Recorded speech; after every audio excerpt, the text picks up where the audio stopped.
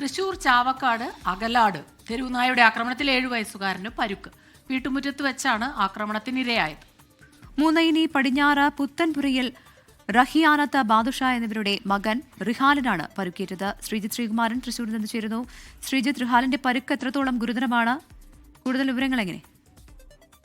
റിഹാലിന് മാത്രമല്ല, റിഹാലിനെ രക്ഷിക്കാനെത്തിയ അമ്മയ്ക്കും നായ്ക്കളുടെ കടിയേറ്റു. 2 നായ്ക്കൾ ഉണ്ടായിരുന്നു എന്നാണ് പറയുന്നത്. വീട്ടുമുറ്റത്ത് വെച്ചായിരുന്നു ഈ ഒരു ആക്രമണം നടത്തിയത്. റിഹാലിനെ രക്ഷിക്കാൻ ശ്രമിക്കുകയായിരുന്നു അമ്മ റെഹാനത്ത്. എന്തായാലും റെഹാനത്തിനും കടിയേറ്റിട്ടുണ്ട്.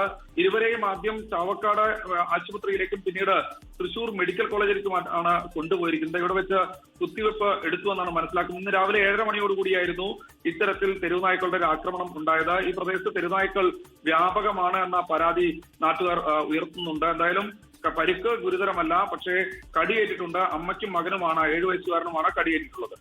ലോകത്തെവിടെയായാലും ഏത് സമയത്തും 24 വാർത്തകളും ഓഗ്മെന്റഡ് റിയാലിറ്റി പാക്കേജുകളും എക്സ്പ്ലെയിനറുകളും വിശദമായി കാണാൻ ഞങ്ങളുടെ യൂട്യൂബ് ചാനൽ നിങ്ങൾക്ക് സബ്സ്ക്രൈബ് ചെയ്യാം.